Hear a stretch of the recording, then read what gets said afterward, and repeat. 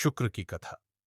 वशिष्ठ ने कहा, हे राम, इस भयंकर संसार समुद्र को पार करने का एकमात्र उपाय इंद्रियों पर विजय प्राप्त करना है। अन्य कोई प्रयास उपयोगी नहीं है। जब कोई शास्त्रों के अध्ययन और ऋषियों की संगति से प्राप्त ज्ञान से युक्त होता है और इंद्रियों पर उसका नियंत्रण होता है, तब वह समस्त दृश्य वस्तुओं की पूर्ण निरर्थकता को जान लेता है। हे राम, यह सब कुछ केवल मन ही है, और जब वह स्वस्थ हो जाता है, तब संसार की यह माया भी शांत हो जाती है। ये मन ही अपनी कल्पना शक्ति से शरीर की रचना करता है। जहां मन कार्य नहीं करता, वहां कोई शरीर भी नहीं दिखाई देता। अतः इस मानसिक रोग, जिसे विषयों का दर्शन कहते हैं, का उपचार इस संसार का सर्वोत्तम उपचार है। मन ही मोह उत्पन्न करता है। मन ही जन्म और मृत्यु की कल्पना करता है, और अपने ही विचारों के फलस्वरूप वह बंध जाता है या मुक्त हो जाता है।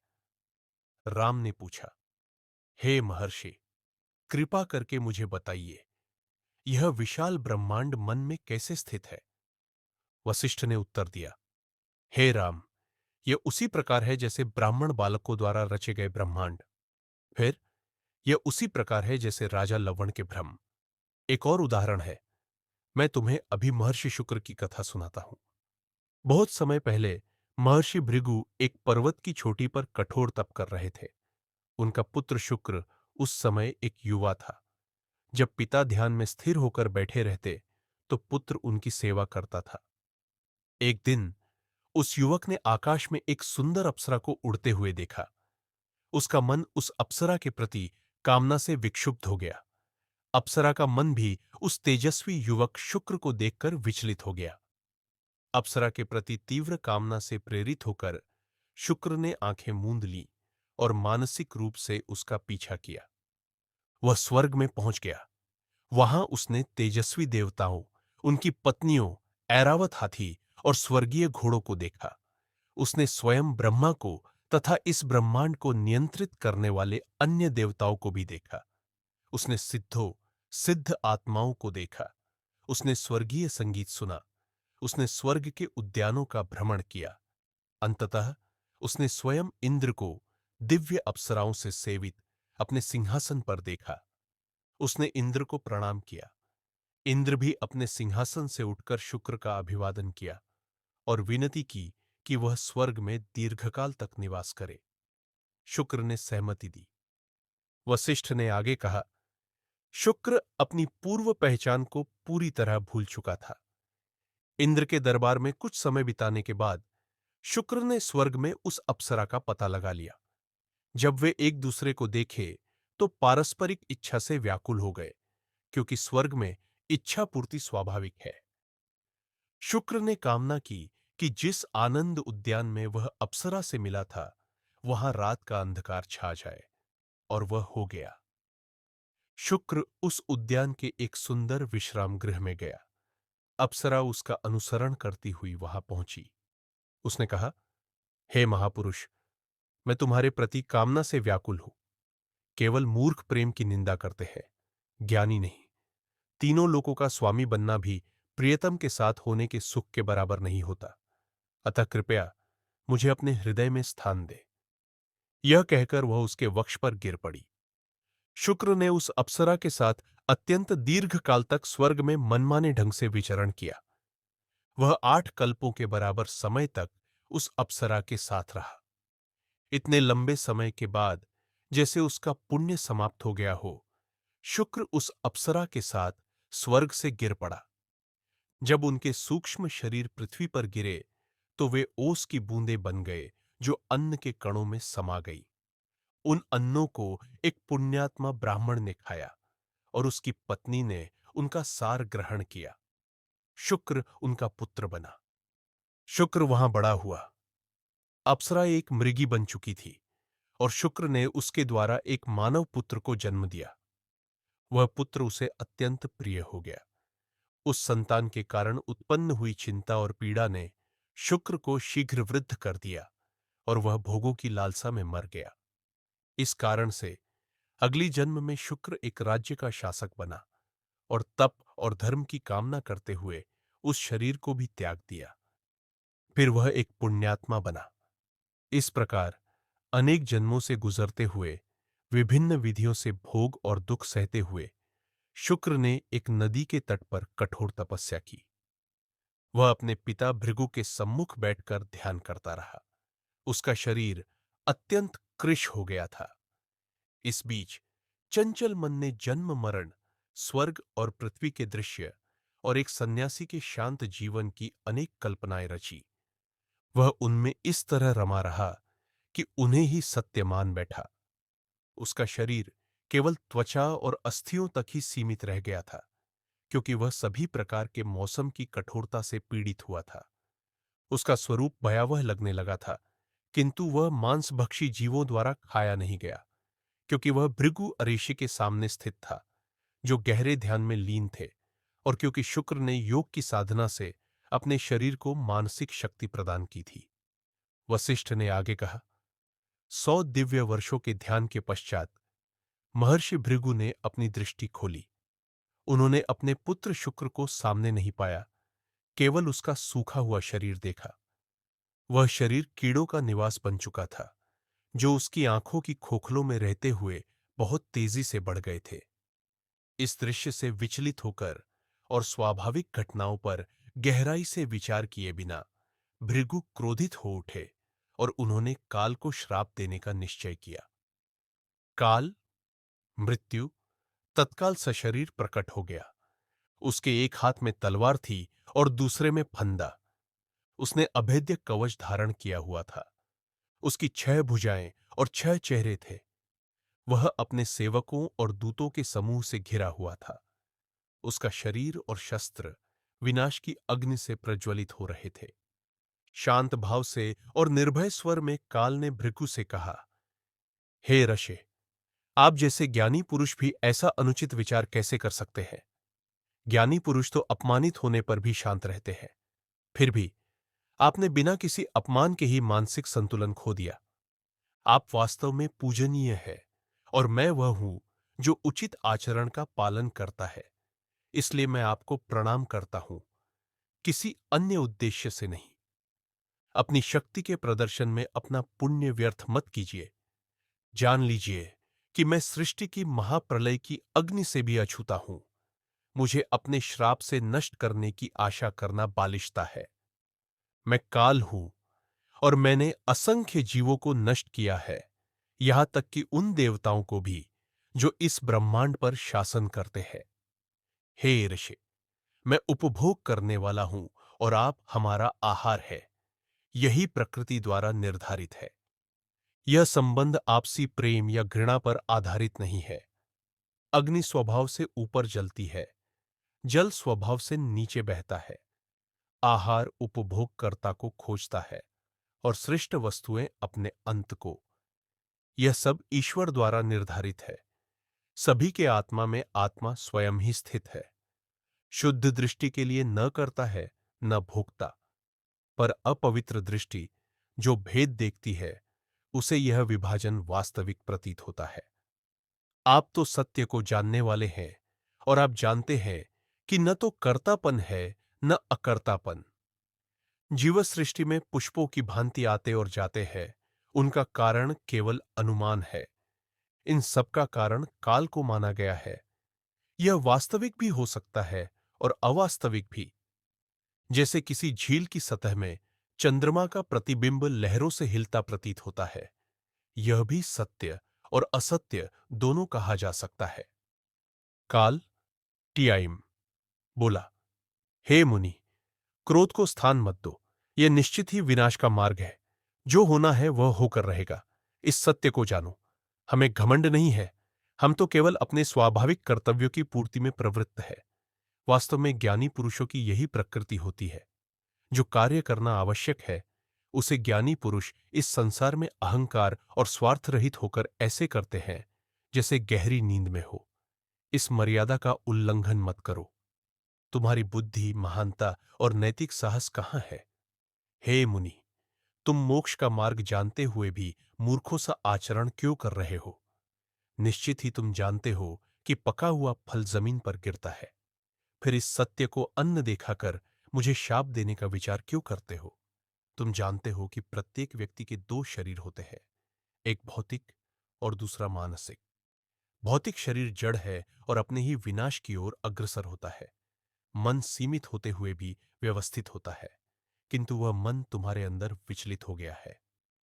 मन ही शरीर को अपने इशारे पर नचाता है, उसमें क्रमशः परिवर्तन करता है, जैसे एक बच्चा मिट्टी से खेलता है। मानसिक कर्म ही वास्तव में कर्म है। इसके विचार ही बंधन के कारण बनते हैं और इसकी ही शुद्ध अवस्था मोक्ष है। मन ही शरीर को उसके सभी अंगों सहित रचता है। मन स्वयं ही चेतन और जड़ प्राणियों का स्वरूप है। यह सारी अनंत विविधता कुछ और नहीं, केवल मन है। जब मन निर्णय करता है तो उसे बुद्धि कहते हैं, और जब वह पहचान करता है तो उसे अहंकार कहते हैं। भौतिक शरीर केवल भौतिक पदार्थ है, फिर भी मन इसे अपना मानता है।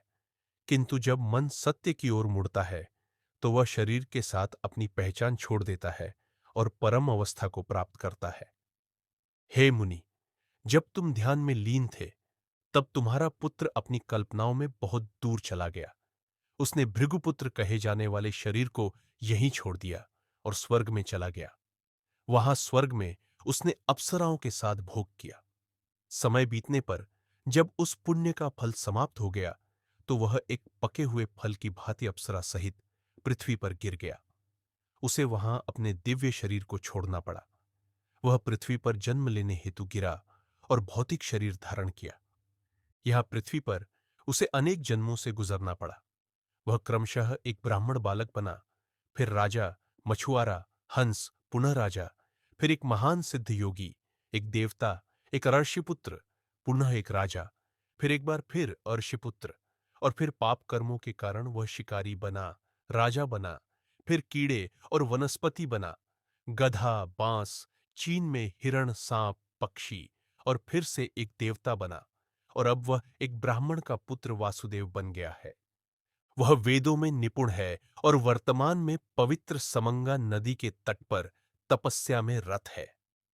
वशिष्ठ बोले, यम, काल से प्रेरित होकर भृगु मुनि ने तत्क्षण अपने ज्ञान नेत्र में प्रवेश किया, जिससे वे अपने पुत्र के जीवन को देख सके। क्षण भर में उन्होंने अपने अंतःकरण में अपने पुत्र के संपूर्ण पुनर्जन्मों की कथा देख ली। जो उन्होंने देखा, उससे चकित होकर वे अपने शरीर में पुनः प्रविष्ट हुए।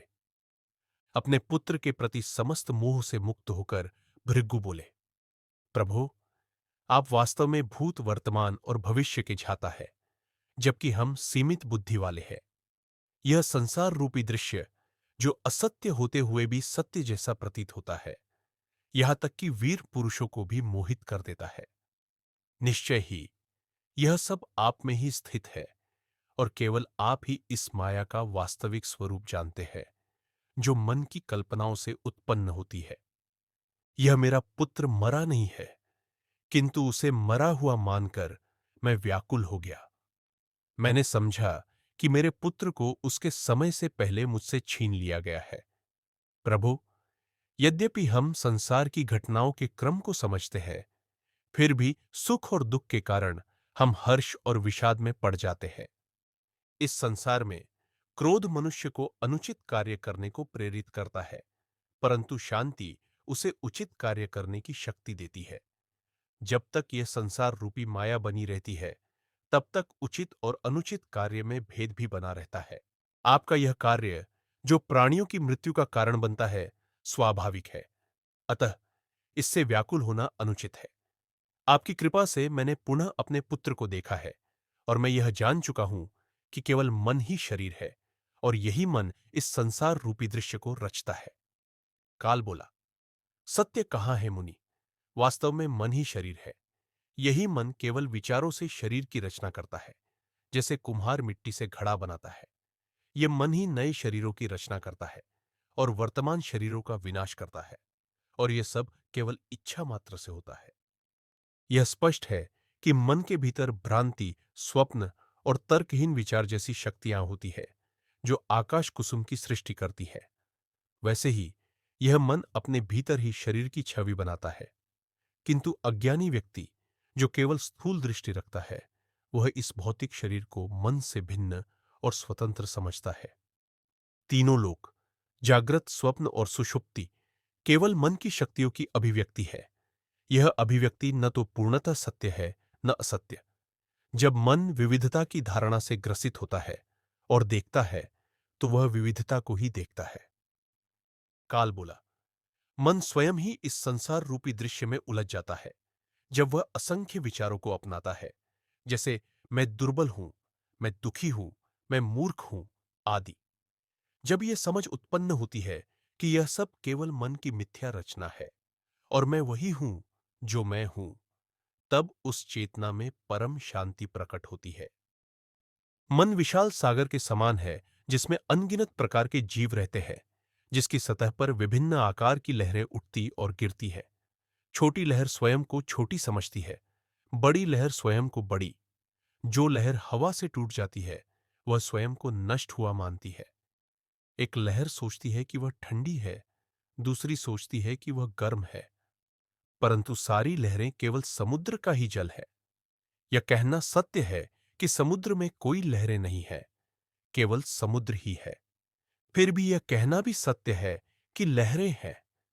उसी प्रकार केवल ब्रह्म ही अस्तित्वमान है, क्योंकि वह सर्वशक्तिमान है। उसकी अनंत शक्तियों की स्वाभाविक अभिव्यक्ति ही इस ब्रह्मांड में अनंत विविधता के रूप में प्रकट होती है। विविधता का कोई वास्तविक अस्तित्व नहीं, सिवाय हमारी कल्पना के। यह सब वास्तव में ब्रह्म है। इस सत्य में स्थित रहो, अन्य सभी धारणाओं को त्याग दो। जैसे लहरें आदि समुद्र से भिन्न नहीं है, वैसे ही ये सभी वस्तुएं ब्रह्म से भिन्न नहीं है। जैसे बीज में संपूर्ण वृक्ष की संभावना निहित रहती है, वैसे ही ब्रह्म में संपूर्ण ब्रह्मांड सदा निहित रहता है। जैसे इंद्रधनुष सूर्य की किरणों से उत्पन्न होता है, वैसे ही यह विविधता एक ही से प्रकट होती है। जैसे निर्जीव जाला एक जीवित मकड़ी से उत्पन्न होता है, वैसे ही यह जड़ जगत उस अनंत चेतना से उत्पन्न हुआ है। जैसे रेशमी कीड़ा स्वयं अपना कोकून बुनता है और उसमें बंध जाता है, वैसे ही यह अनंत सत्ता इस ब्रह्मांड की कल्पना करके स्वयं उसमें बंध जाती है। जैसे हाथी सरलता से उस खूंटे को तोड़ देता है जिससे वह बंधा होता है, वैसे ही आत्मा स्वयं को बंधन से मुक्त कर लेती है, क्योंकि आत्मा वही बन जाती है जैसा वह स्वयं को मानती है। वास्तव में न तो बंधन है, न मुक्ति, केवल वही अनंत सत्ता है जो दृष्टिगोचर होती है।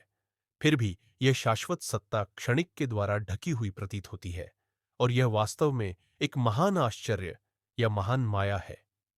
जिस क्षण यह मन अनंत चेतना में प्रकट हुआ, उसी क्षण विविधता की धारणाएं भी उत्पन्न हुई, और ये धारणाएं अनंत चेतना में स्थित है। इसी कारण इस ब्रह्मांड में विभिन्न देवताओं और असंख्य सृष्टियों का अस्तित्व प्रतीत होता है। कुछ दीर्घायु, कुछ अल्पायु, कुछ बड़े और कुछ छोटे, कुछ सुखी और कुछ दुखी। ये सभी जीव केवल अनंत चेतना में उत्पन्न धारणाएं हैं। कुछ स्वयं को अज्ञानी और बंधन युक्त मानते हैं, और अन्य अज्ञान से मुक्त और मुक्त है। समय ने कहा, हे मुनिवर, देवता, दैत्य और मनुष्य, ये सभी ब्रह्म के नाम से जात इस चेतना के महासागर से अभिन्न है। यह सत्य है, शेष सभी कथन असत्य है। वे देवता आदि जब मैं परमात्मा नहीं हूं जैसे मिथ्या विचार करते हैं, तब वे अपने ऊपर अपवित्रता और अधपतन का आरोप कर लेते हैं। यद्यपि वे सदा के लिए इस ब्रह्म चेतना के सागर में ही स्थित है, तथापि स्वयं को उससे पृथक मानकर वे मोहित हो जाते हैं। यद्यपि वे शाश्वत रूप से पवित्र हैं, फिर भी वे अपने ऊपर अपवित्रता आरोपित करते हैं, और यही उनके समस्त कर्मों और उनके फल, सुख, दुख, अज्ञान और ज्ञान का बीज बनता है। इन प्राणियों में से कुछ शिव और विष्णु के समान पूर्ण रूप से पवित्र है, कुछ देवताओं और मनुष्यों के समान थोड़े मलिन हैं, कुछ वृक्षों और झाड़ियों की भांति घने मोह में डूबे हैं, कुछ कीटों की तरह अज्ञान से अंधे हैं, कुछ ज्ञान से बहुत दूर भटक रहे हैं, और कुछ ब्रह्मा, विष्णु और शिव के समान पूर्णतया मुक्त और ज्ञानी हो गए हैं। यद्यपि ये सब अज्ञान और मोह के चक्र में घूमते रहते हैं, किंतु जब कोई सर्वोच्च सत्य के ज्ञान में प्रवेश करता है, तब वह तत्काल मुक्त हो जाता है।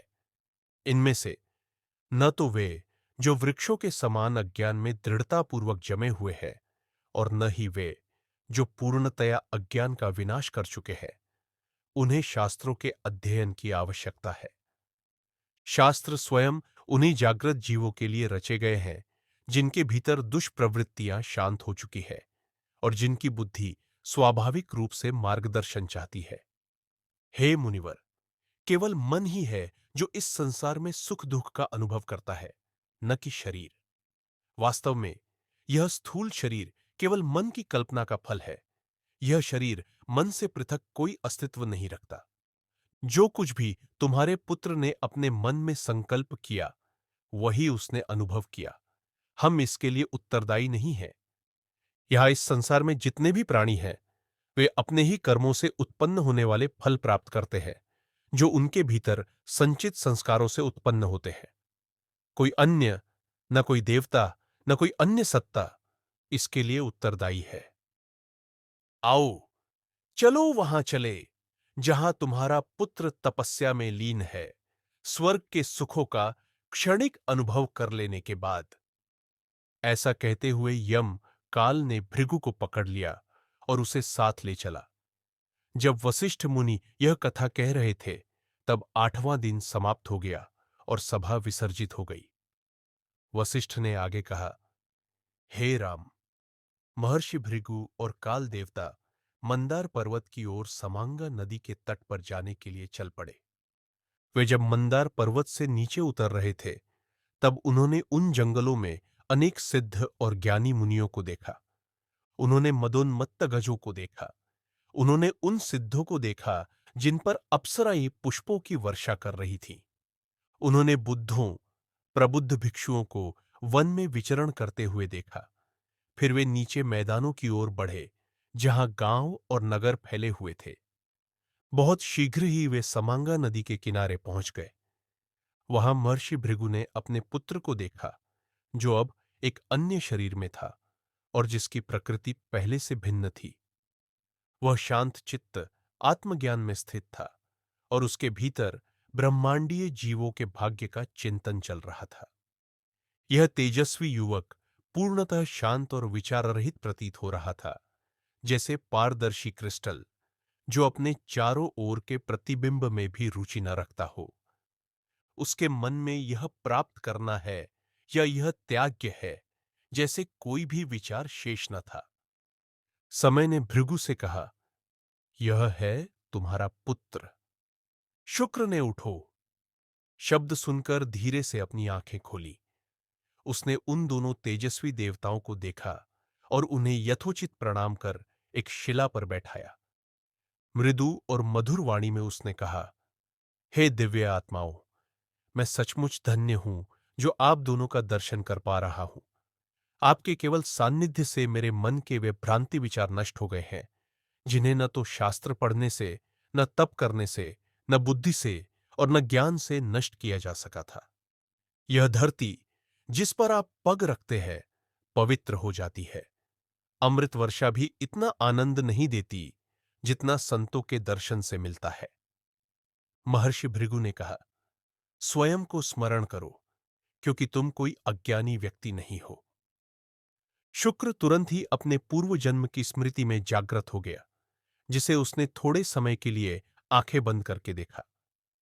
शुक्र ने कहा, देखो, मैंने अनगिनत शरीरों में जन्म लिया है और अनगिनत सुख दुख, ज्ञान अज्ञान के अनुभव किए हैं। मैं कभी क्रूर राजा था, कभी लोभी व्यापारी और कभी भटकता हुआ सन्यासी। कोई ऐसा सुख नहीं जो मैंने न भोगा हो, कोई ऐसा कर्म नहीं जो मैंने न किया हो, कोई ऐसा दुख सुख नहीं जो मैंने न झेला हो। अब मुझे कुछ भी पाने की आकांक्षा नहीं है, न ही कुछ त्यागने की। प्रकृति को उसका मार्ग लेने दो। आओ पिताजी, चलें जहां वह पुराना शरीर खड़ा है, जो अब सूख चुका है। वशिष्ठ ने आगे कहा, शीघ्र ही वे उस स्थान पर पहुंच गए जहां भृगु के पुत्र शुक्र का शरीर अत्यधिक सड़ चुका था। यह देखकर शुक्र विलाप करने लगे, आह, इस शरीर को देखो, जिसे कभी अप्सराएं भी आदरपूर्वक निहारती थीं। अब यह कीड़ों और जीवों का आश्रय बन चुका है। यह शरीर, जो कभी चंदन से सुशोभित था, अब धूल से ढका हुआ है। हे शरीर, अब तुझे शव कहा जाता है और तू मुझे भयभीत कर रहा है। जंगली जानवर भी तेरे विकराल स्वरूप से डरते हैं। यह शरीर अब किसी भी प्रकार की संवेदना से रहित, विचार और कल्पनाओं से पूर्णतः मुक्त स्थिति में पड़ा है। मन नामक प्रेत से मुक्त होकर यह प्राकृतिक आपदाओं से भी अप्रभावित रहता है। चंचल मन रूपी बंदर की क्रीड़ाओं से रहित यह शरीर रूपी वृक्ष उखड़ चुका है। यह मेरा सौभाग्य ही है कि मैं इस शरीर को देख पा रहा हूं, दुख से मुक्त, इस सघन वन में। राम ने पूछा, हे भगवन, आपने कहा कि शुक्र अनेक जन्मों से गुजर चुके थे, फिर उन्होंने भृगु से उत्पन्न इस शरीर के प्रति ही क्यों शोक व्यक्त किया? वशिष्ठ ने उत्तर दिया, राम, ऐसा इसलिए था क्योंकि वे सारे अन्य शरीर इस मूल शरीर की ही कल्पनाएं थीं। यह शरीर, जो भृगु के पुत्र शुक्र का था, मूल एम्बॉडीमेंट था। पूर्व संहार के पश्चात जब सृष्टि पुनः प्रारंभ हुई, तब परम चेतना की इच्छा से जो जीव था, वह भृगु के शरीर में प्रवेश करने वाले आहार के रूप में आया और आगे चलकर शुक्र के रूप में जन्मा। इसी जन्म में उसने ब्राह्मण बालक के रूप में सभी कर्मकांड किए। शुक्र, जो अब वासुदेव के रूप में थे, ने उस शरीर पर शोक क्यों किया? ज्ञानी हो या अज्ञानी, जब तक शरीर है, शरीर अपने स्वभाव के अनुसार कार्य करता रहता है। संलग्नता या असंलग्नता के आधार पर व्यक्ति संसार में कर्म करता है। ज्ञानी और अज्ञानी में केवल मानसिक प्रवृत्तियों का अंतर होता है। ज्ञानी की प्रवृत्तियां मोक्षदायिनी होती है, जबकि अज्ञानी की बंधनकारी। जब तक शरीर है, तब तक सुख दुख के अनुभव होते रहते हैं, परंतु ज्ञानी उनसे बंधते नहीं। ज्ञानी भी सुख में आनंद लेते हैं, दुख में संताप अनुभव करते हैं, परंतु वे भीतर से मुक्त रहते हैं। इंद्रियों से मुक्त और कर्मेंद्रियों पर संयम रखने वाला व्यक्ति ही वास्तव में मुक्त होता है। जिनकी इंद्रियां बंधन में है और कर्मेंद्रियां असंयमित, वे बंधन में है। ज्ञानी समाज में उचित व्यवहार करते हैं, परंतु भीतर से किसी बंधन में नहीं रहते। हे राम, समस्त कामनाओं का परित्याग कर, आवश्यक कर्तव्य कर, यह जानकर कि तू ही शुद्ध असीम चेतना है। वशिष्ठ ने आगे कहा, जैसे ही वासुदेव बिबर ने अपने पूर्व शरीर पर विलाप किया, काल ला या मृत्यु ने हस्तक्षेप करते हुए कहा, काल या मृत्यु ने कहा, हे भृगुपुत्र, इस शरीर को त्याग दो और अपने उस पूर्व शरीर में पुनः प्रवेश करो, जैसे कोई राजा अपने राज्य में लौटता है। उसी शुक्र शरीर में प्रवेश कर पुनः तप करो और फिर दैत्यों के आध्यात्मिक गुरु बनो। युग के अंत में उस शरीर को त्याग कर फिर कभी शरीर धारण नहीं करोगे। यह कहकर काल्यदार वहीं अदृश्य हो गया। इसके बाद शुक्र ने वासुदेव के शरीर को छोड़ दिया, जिसमें उन्होंने समंगा नदी के तट पर तप किया था, और भृगुपुत्र शुक्र के सड़े गले शरीर में पुनः प्रवेश किया। उसी क्षण वासुदेव का शरीर एक उखड़े वृक्ष की भांति गिर पड़ा और शव बन गया। भृगु ने अपने कमंडल से पवित्र जल लेकर शुक्र के शरीर पर छिड़का और पुनर्जीवित करने वाले वैदिक मंत्रों का उच्चारण किया। तुरंत ही वह शरीर पुनः युवा और दीप्तिमान हो गया, जैसा पहले था। शुक्र ध्यान की मुद्रा से उठ खड़े हुए और सामने खड़े अपने पिता भृगु को देखकर उनके चरणों में साष्टांग प्रणाम किया। भृगु ने प्रसन्न होकर अपने पुत्र को गले लगाया। यह मेरा पुत्र है। यह विचार आ जाने से भृगु जैसे महान ऋषि भी स्नेहवश पुलकित हो गए। यह स्वाभाविक है, जब तक शरीर बोध बना रहता है। दोनों अत्यंत प्रसन्न हो गए। इसके बाद भृगु और शुक्र लिसु ने वासुदेव के शरीर का विधिवत अंतिम संस्कार किया, क्योंकि ज्ञानीजन भी लोक परंपराओं का सम्मान करते हैं। वे दोनों सूर्य और चंद्रमा के समान तेजस्वी हो गए। वे, जो संपूर्ण ब्रह्मांड के आध्यात्मिक गुरु थे, संसार में विचरण करने लगे। आत्मज्ञान में दृढ़ होकर वे समय और परिस्थिति के परिवर्तनों से अप्रभावित बने रहे। कालांतर में शुक्र दैत्यों के आध्यात्मिक गुरु बने और भृगु सर्वोच्च ज्ञान संपन्न आर्षियों में एक हुए। यह है उस शुक्र ऋषि की कथा जो एक अप्सरा के प्रति आसक्ति के कारण अनगिनत योनियों में भटके। राम ने पूछा, हे पवित्र ऋषि, जैसे शुक्र की इच्छा स्वर्गारोहण आदि में साकार हुई, वैसे ही अन्य लोगों की इच्छाएं क्यों नहीं साकार होती? वशिष्ठ ने उत्तर दिया, शुक्र का मन शुद्ध था, क्योंकि वह उसका पहला शरीर था। वह मन अन्य पूर्व जन्मों के अशुद्ध प्रभावों से लदा हुआ नहीं था। वह मन शुद्ध कहलाता है जिसमें सभी वासनाएं शांत हो चुकी होती है। जो भी वह शुद्ध मन चाहता है वह साकार हो जाता है। शुक्र के संबंध में जो हुआ वह अन्य सभी के लिए भी संभव है। यह संसार प्रत्येक जीव में बीज रूप में विद्यमान होता है और बीज से वृक्ष के समान प्रकट होता है। यह संसार प्रत्येक व्यक्ति द्वारा कल्पित एक मिथ्या धारणा है। यह संसार न उत्पन्न होता है न लय को प्राप्त होता है। यह सब भ्रमित मन की कल्पना मात्र है। प्रत्येक व्यक्ति के भीतर एक कल्पित संसार होता है। जैसे किसी व्यक्ति के स्वप्न अन्य लोगों के लिए अज्ञात होते हैं, वैसे ही प्रत्येक का संसार भी दूसरों के लिए अज्ञात होता है। यह भूत, यक्ष, राक्षस और मोह की साकार अभिव्यक्तियां है। हम सभी भी इसी प्रकार शुद्ध विचार शक्ति से उत्पन्न हुए हैं और असत्य को ही सत्य मानते हैं। वास्तव में यही है अनंत चैतन्य में सृष्टि की उत्पत्ति। भौतिकता वास्तविक नहीं है, यद्यपि वह शून्यता में देखी जाती है। प्रत्येक व्यक्ति इस प्रकार अपने ही संसार की कल्पना करता है। जब यह सत्य अनुभव किया जाता है, तब कल्पित संसार का अंत हो जाता है। यह संसार केवल प्रतीति या कल्पना में ही विद्यमान है, न कि किसी ठोस पदार्थ के देखने के कारण। यह एक लंबे स्वप्न के समान या जादूगर की माया जैसा है। यह वही खंभा है जिससे मनरूपी हाथी बंधा हुआ है। मन ही संसार है, संसार ही मन है। जब एक को असत्य जाना जाता है, तब दोनों ही लुप्त हो जाते हैं। जब मन शुद्ध हो जाता है, तब वह सत्य को प्रतिबिंबित करता है और यह असत्य संसार प्रतीति समाप्त हो जाती है। मन सतत सत्य का चिंतन करने से शुद्ध होता है। राम ने पूछा, शुक्र के मन में जन्मों का यह क्रम कैसे उत्पन्न हुआ? वशिष्ठ ने उत्तर दिया, शुक्र को उसके पिता भृगु ने जन्मों के क्रम की शिक्षा दी थी और यह शिक्षा शुक्र के मन में संस्कार रूप में जड़ित हो गई थी, जिसने इस प्रकार के विस्तार को जन्म दिया। केवल जब मन समस्त संस्कारों से पूर्णतः शुद्ध हो जाता है, तभी वह अपनी संपूर्ण पवित्रता को प्राप्त करता है। ऐसा शुद्ध मन ही मुक्ति का अनुभव करता है।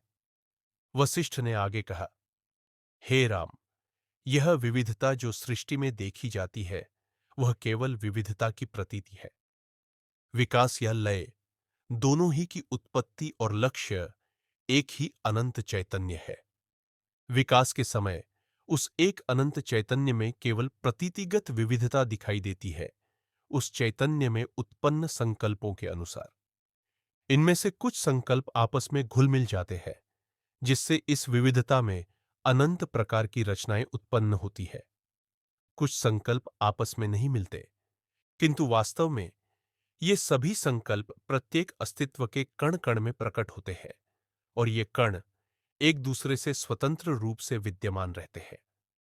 यह संपूर्णता परब्रह्म कहलाती है। प्रत्येक व्यक्ति उन्हीं वस्तुओं को देखता है जो उसके अपने मन में स्थित होती है। जब मन में उत्पन्न विचार फलीभूत नहीं होते, तब मन में परिवर्तन होता है और उसके अनुसार जन्मों की श्रृंखला उत्पन्न होती है। यही मनोवैज्ञानिक संबंध जन्म और मृत्यु की सत्यता तथा शरीर की वास्तविकता में विश्वास उत्पन्न करता है। जब यह विश्वास त्याग दिया जाता है, तब देहधारण का अंत हो जाता है। सत्य के विस्मरण के कारण ही यह भ्रम उत्पन्न होता है कि असत्य सत्य है।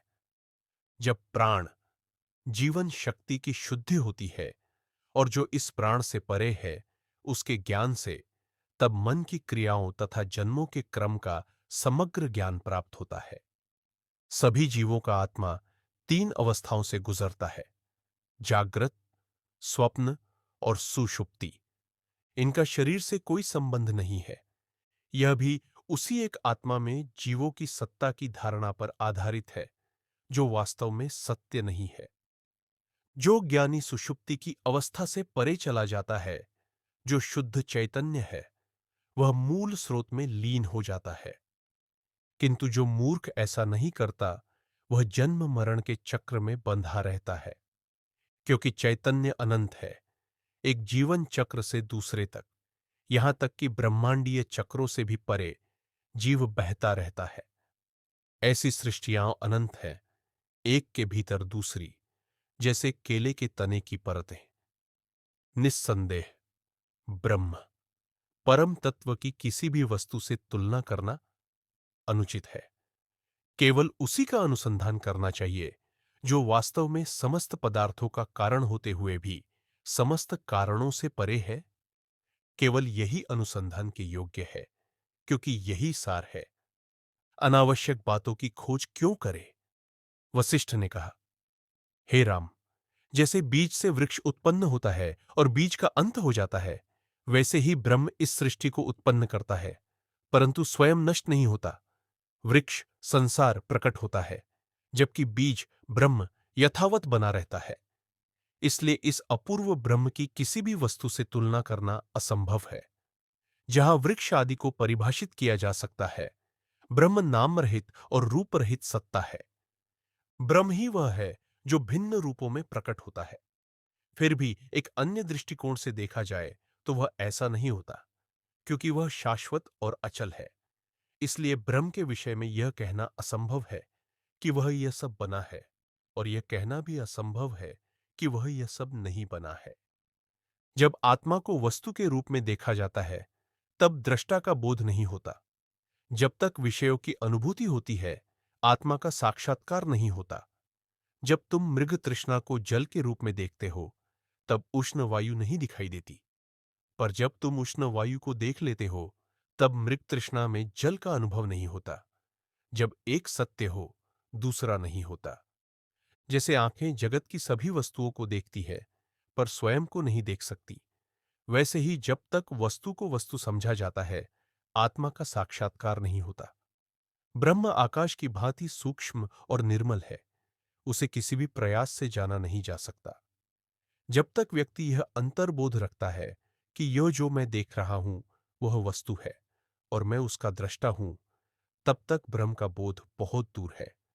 केवल तभी सत्य का साक्षात्कार होता है जब दृष्टा और दृश्य के बीच का भेद मिट जाए, जब दोनों को एक ही तत्व रूप में देखा जाए। कोई भी वस्तु विषय दृष्टा से पूर्णतः भिन्न नहीं हो सकती, न ही आत्मा को वस्तु की तरह देखा जा सकता है। वास्तव में दृष्टा, आत्मा ही दृश्य, वस्तु के रूप में प्रकट होता है। यह कोई अन्य वस्तु नहीं है। यदि आत्मा ही सब कुछ है, तो वह न दृष्टा रह जाती है, न दृश्य। ऐसी दृष्टि में कोई भेद नहीं होता। जैसे शक्कर विविध मिठाइयों के रूप में प्रकट होती है, लेकिन अपनी मिठास नहीं खोती, वैसे ही यह अनंत चैतन्य ब्रह्म स्वयं को अनंत विविधताओं के रूप में प्रकट करता है, लेकिन अपनी स्वाभाविक सत्ता से कभी विमुख नहीं होता। इस अनंत चैतन्य की अभिव्यक्ति की कोई सीमा नहीं है। वशिष्ठ ने आगे कहा, प्रत्येक जीव अपने भीतर वही अनुभव करता है जो और जैसा उसने अपने भीतर जीवन शक्ति प्राण की सहायता से उत्पन्न किया है। हे राम, अपनी अंतर्दृष्टि की आंखों से यह सत्य देखो कि हर कण में असंख्य विश्व प्रतीतियां समाहित है। हर किसी के मन में, आकाश में, प्रत्येक शिला में, अग्नि की ज्वाला में और जल में भी असंख्य विश्व प्रतीतियां होती है। जैसे तिल में तेल होता है। जब मन पूर्णतः शुद्ध हो जाता है, तभी वह शुद्ध चैतन्य बनता है और तब वह अनंत चैतन्य से एक हो जाता है। यह विश्व प्रतीति एक दीर्घ स्वप्न की भांति है, जो हर स्थान में ब्रह्मा आदि की कल्पना द्वारा प्रकट होता है। इस प्रकार उत्पन्न वस्तुएं उस सृष्टिकर्ता के स्वप्न से दूसरे स्वप्न, एक देह से दूसरी देह की ओर जाती रहती है, जिससे यह विश्व सुदृढ़ प्रतीत होता है। यह स्वप्नवत प्रतीति स्वप्न की अवधि में तो सत्य लगती है। प्रत्येक कण में हर प्रकार के अनुभव की संभावना होती है। जैसे एक बीज में वृक्ष के सभी पहलू, फूल, पत्ते, फल आदि समाये होते हैं। हर कण में अनंत चैतन्य विद्यमान है, इसलिए यह अविभाज्य है। अतः तुम सब प्रकार की भिन्नता या एकता की कल्पनाएं त्याग दो। काल, आकाश, क्रिया या गति और पदार्थ, ऑल ये सब उसी एक अनंत चैतन्य के विभिन्न रूप है, और चैतन्य इन्हें अपने भीतर ही अनुभव करता है, चाहे वह ब्रह्मा का शरीर हो या किसी कीट का। एक चैतन्य कण जब एक पूर्ण देह रूप में विकसित होता है तो अपने गुणों का अनुभव करता है। कोई इन वस्तुओं को बाहर फैला हुआ देखता है क्योंकि वह चैतन्य सर्वव्यापक है। अन्य लोग सब कुछ भीतर ही देखते हैं, क्रमशः प्रकट और लीन होते हुए। कुछ एक स्वप्न से दूसरे स्वप्न में जाते रहते हैं, इस विश्व प्रतीति में भटकते हुए। परंतु कुछ दुर्लभ ज्ञानी यह जान लेते हैं कि उनके भीतर देखी गई यह विश्व प्रतीति मिथ्या है, केवल एक अनंत चैतन्य को छोड़कर जो सदा सत्य है। इसी चैतन्य के कारण विश्व जीव में प्रकट होता है और जीवों में जीव है, अनंत रूप से। जब कोई इस सत्य का अनुभव करता है तभी वह भ्रांति से मुक्त होता है। उसी क्षण उसकी इंद्रिय सुख की लालसा भी क्षीण हो जाती है। यही ज्ञान का एकमात्र प्रमाण है। चित्रित अमृत का घड़ा अमृत नहीं होता, चित्रित अग्नि अग्नि नहीं होती, और चित्रित स्त्री स्त्री नहीं होती। ऐसे ही यदि उत्तम वचनों के साथ इच्छा और क्रोध का त्याग न हो तो वे केवल शब्द है, ज्ञान नहीं। वशिष्ठ ने आगे कहा, समस्त जीवों का मूल बीज जो कि परब्रह्म है सर्वत्र व्याप्त है, और प्रत्येक जीव में असंख्य अन्य जीव भी समाहित होते हैं।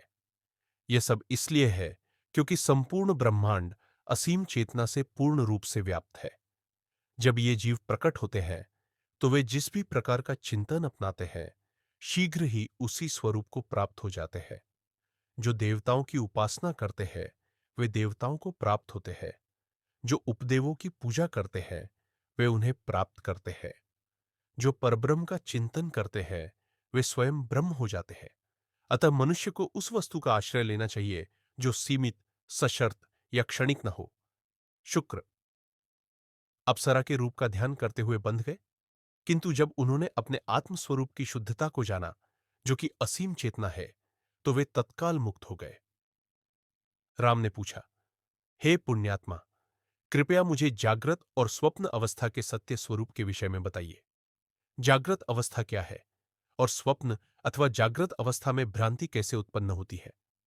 वशिष्ठ ने कहा, जो अवस्था स्थायी प्रतीत होती है वही जागृत अवस्था कहलाती है, और जो क्षणभंगुर होती है वही स्वप्न अवस्था है। कभी कभी स्वप्न भी जागृत अवस्था के गुण को धारण कर लेता है, और जब जागृत अवस्था की क्षणभंगुरता का बोध होता है तो वह भी स्वप्नवत प्रतीत होती है। अन्यथा ये दोनों एक समान ही है। जब शरीर में प्राण शक्ति उदित होती है तब विचार, वाणी और कर्म के विविध अंग अपने अपने कार्यों में प्रवृत्त होते हैं। ये इंद्रिय विषयों की ओर प्रवाहित होती है जैसे जैसे चित्त में भ्रांतियां होती है। यह प्राण शक्ति आत्मा के भीतर विविध रूपों का अनुभव करती है, क्योंकि यह अनुभव स्थायित्व लिए होता है, अतः यह जागृत अवस्था कहलाता है। परंतु जब यह प्राण चेतना, जीव चेतना, मन और शरीर द्वारा विचलित नहीं होती तब वह हृदय में शांति में स्थित हो जाती है।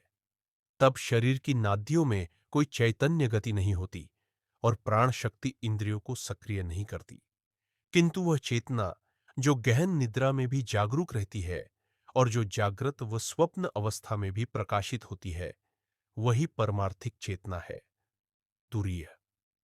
जब अज्ञान और भ्रांति के बीज पुनः विकसित होते हैं तो प्रथम विचार उत्पन्न होता है, मैं हूं। तब मन के भीतर विचार रूपों का दर्शन होता है। उस समय बाह्य इंद्रियां कार्य नहीं करती, परंतु आंतरिक इंद्रियां क्रियाशील रहती है और आत्म में ही अनुभव होता है। यह है स्वप्न अवस्था। जब पुनः प्राण शक्ति इंद्रियों को सक्रिय करती है तो फिर से जागृत अवस्था उदित होती है। वशिष्ठ ने आगे कहा, मैंने मन की अवस्थाओं का वर्णन केवल इसलिए किया है ताकि तुम मन के स्वरूप को समझ सको। इसका और कोई प्रयोजन नहीं है, क्योंकि मन उसी रूप को धारण कर लेता है जिसका वह गहन चिंतन करता है। अस्तित्व, अनस्तित्व, प्राप्ति और त्याग, ये सभी केवल मन की ही वृत्तियां हैं। राम ने पूछा, यदि मन ही सब कुछ है भगवन, तो यह दूषित कैसे होता है? वशिष्ठ ने उत्तर दिया, यह बहुत ही सुंदर प्रश्न है राम, किंतु अभी इसे पूछने का उचित समय नहीं है। जब तुम मेरी बातों को पूर्ण रूप से सुन लोगे, तो यह प्रश्न स्वयं अत्यंत स्पष्टता से उत्तरित हो जाएगा। यह कि मन अपवित्र है, यह प्रत्येक साधक का अनुभव है जो मोक्ष के लिए प्रयत्नशील है। प्रत्येक व्यक्ति अपनी दृष्टि के अनुसार इसे भिन्न प्रकार से वर्णन करता है। जैसे वायु विभिन्न पुष्पों के संपर्क में आकर उनकी गंध को धारण कर लेती है, वैसे ही मन भी विभिन्न कल्पनाओं को ग्रहण कर उनके अनुरूप वृत्तियों को धारण कर लेता है। उन कल्पनाओं के अनुरूप शरीरों को उत्पन्न करता है और इंद्रियों को क्रियाशील बनाकर उन्हीं कल्पनाओं के फल का भोग करता है। मन ही वह शक्ति है जो क्रिया के अंगों को संचालित करती है। मन ही क्रिया है और क्रिया ही मन है। ये दोनों पुष्प और उसकी गंध की भांति अभिन्न है। मन की दृढ़ धारणा ही क्रिया को जन्म देती है और क्रिया उस धारणा को सुदृढ़ करती है।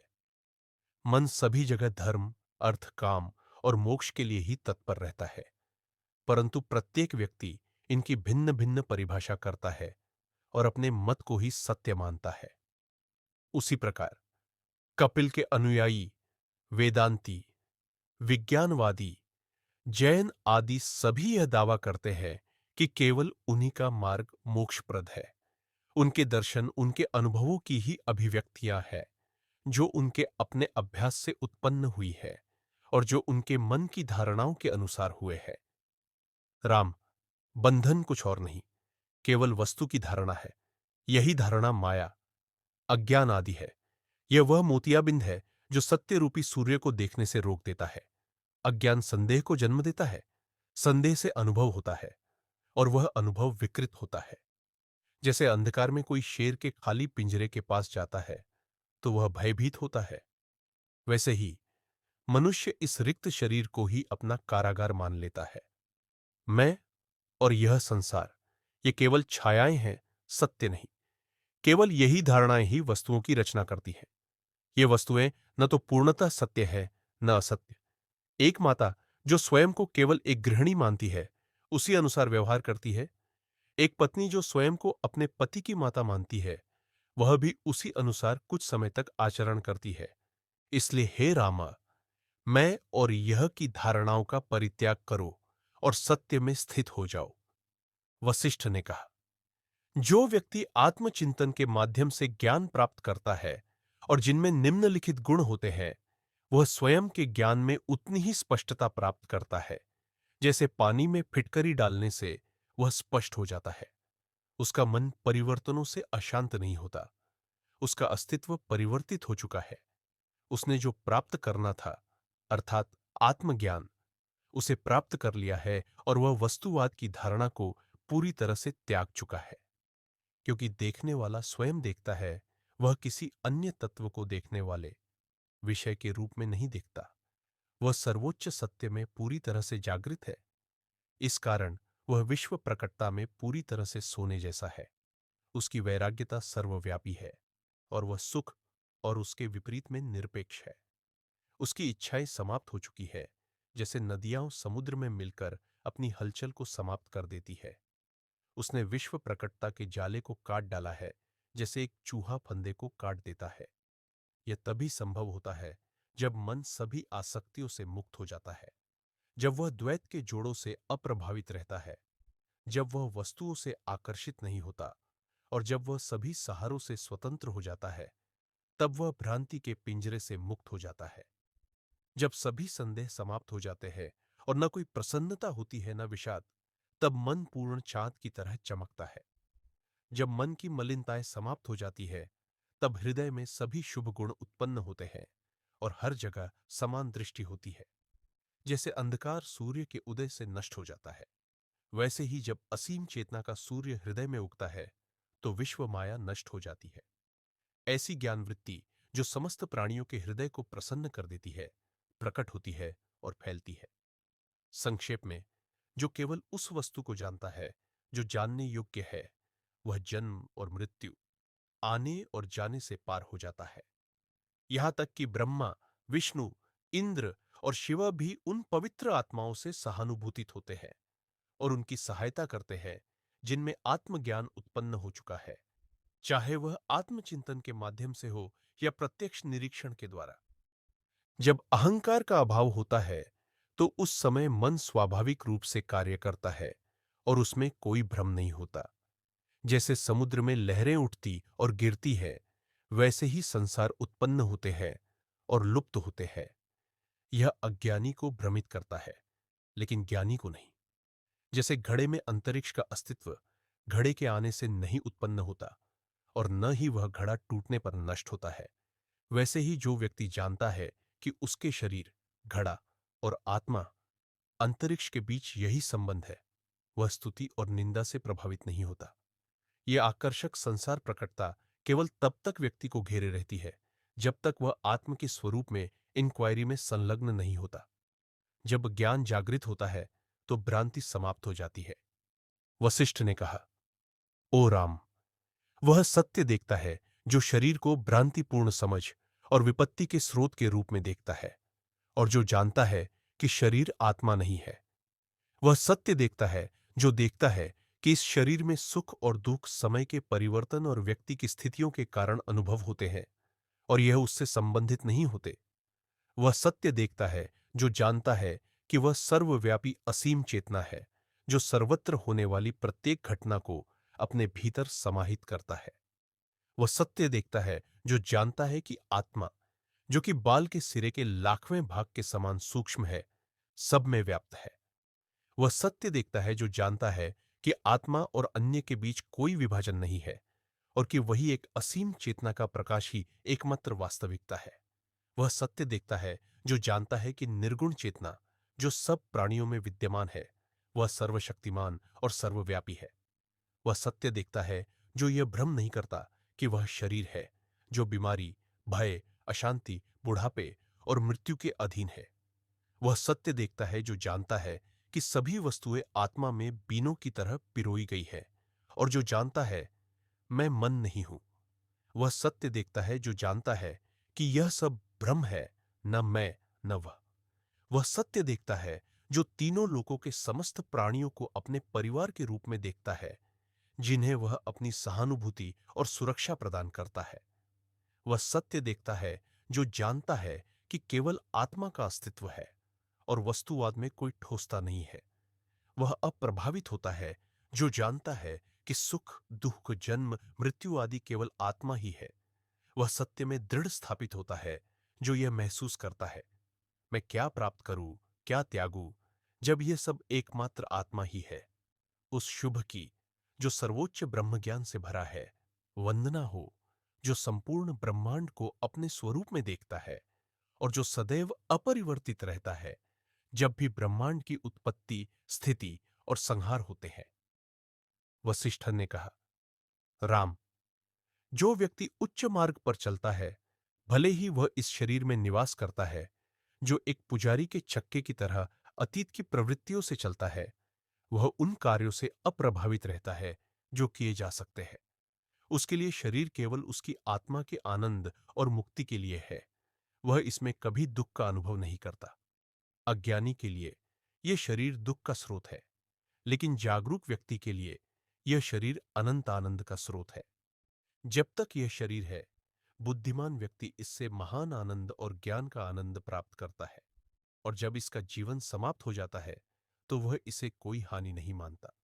अतः जागरूक व्यक्ति के लिए शरीर स्वयं अनंत आनंद का स्रोत होता है और क्योंकि यह उसे इस दुनिया में स्वतंत्र रूप से और आनंदित रूप से यात्रा करने में सहायक है, शरीर को ज्ञान का वाहन माना जाता है।